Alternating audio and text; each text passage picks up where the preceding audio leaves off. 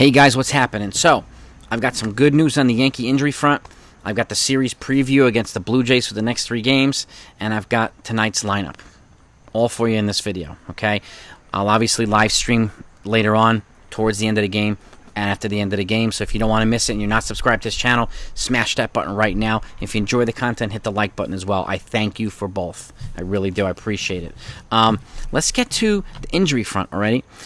First, 3 pieces of good news. One, we already heard that Matt Carpenter got some good news with his MRI, and things came up clean. He's off the walking boot, and about to ramp him up with some baseball activities, and he's feeling good. So that's a good sign. So there's a chance we might see Carpenter towards the end of the game. He could provide a spark to this team. He really, really could. Okay. Next up, Andrew Benintendi. Remember, he had surgery to repair the hook of the hamate bone. Hook is here. Okay. He did not have to get any tendon surgery or ligament surgery like Juan DeFranco did. So his recovery timetable is different. He's coming back sooner. Okay. And there's also potential that we might see him at the end of the year too. So that's encouraging news as well. Right. And it would be nice to see both of them. It really, really would.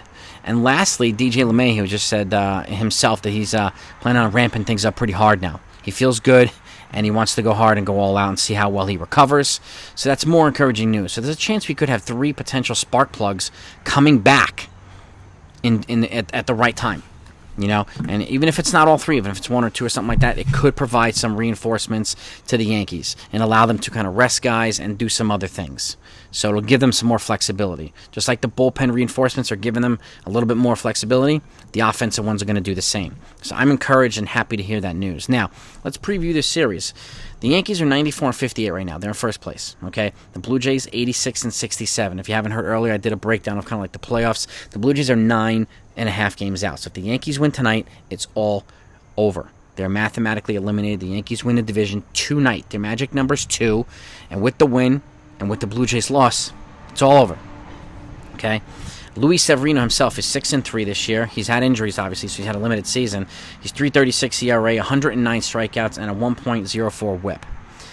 Versus Kevin Gausman, one of their free agent guns that they hired this offseason. They signed 12-10 with a 3.32 ERA, with a 1.24 whip, and 194 strikeouts. So he's been pretty valuable for the Blue Jays, okay? But again, when Severino's healthy, he's pretty valuable for the Yankees as well. And he's also, to me, one of the emotional spark plugs of this team, which I like. He's one of these fiery pitchers that show that fire. And that not a lot of pitchers do that, and I like when they do that. So, now, statistically, Toronto's 35 and 19. This is a key, I think, for this series. They're 35 and 19 when they hit 2 or more home runs in a game. So I think one of the objectives of the Yankees for the pitchers is to limit the long ball. Okay, they have an elite lineup, so it's going to be really hard to do. A lot of power, a lot of good contact, just a lot of athleticism in that lineup. So limiting the long ball is going to be absolutely critical. Okay, the Yankees themselves, they're 38 and 36 on the road this year. So, and they're also 9 and 7 this season versus the Blue Jays. So they have an advantage right now. Okay. Now, over the last 10 games, Toronto's 5-5 with a 2.56 ERA. No, 2.56 batting average, a 5.63 ERA, so not sexy ERA at all. And they have been outscored by their opponents by one run. Now, the Yankees, on the other hand, are 8-2 with a 2.77 batting average, a 4.50 ERA. So they've been hit around as well, but they've outscored their opponents by 21 runs. So the Yankees' bats have been a more significant or valuable cushion to their pitching than the Blue Jays have been to theirs. So I like that sign, and again, I expect a pretty good hitting game one way or another here. So I expect to see some good hits and some good stuff. Now let's get over to the lineup. Okay, Aaron Judge is leading off. He's playing right field, and again, he's obviously been he's been struggling a little bit. He's pressing. He wants to get this home run, but like I said earlier, he's pressing, but he hasn't hurt the team at all. He's been hitting singles, doubles, he's making contact, walking, he's been doing all the other things. So just because he hasn't hit a home run and he has 60 and people want him to get 61 and 62 doesn't mean he's been playing bad. He hasn't. He's been playing pretty great, actually. So he's playing right field today. And again, there's 10 games left, so there's time for him to do it. But keep in mind, they only have one more series in Yankee Stadium, 3 games against the Orioles after this one. So I personally am of the belief, and some folks or a lot of folks might not agree with me, that hitting 61 in Toronto might take the edge off of him, make it easier for him to hit 62 back home. Because even if he ties him at 61, he's made history. Okay? Last thing we want is for him to not get it and then press too hard at Yankee Stadium and maybe missing. That's not a scenario you want to talk about or think about. But I think hitting the home run here, tying it in Toronto, and then breaking it at home would kind of be bittersweet. That's what I would love for it to happen. So if he's going to break it, I want him to break it at home. But we'll see. So he's leading off in right field. Anthony Rizzo's batting second at first base.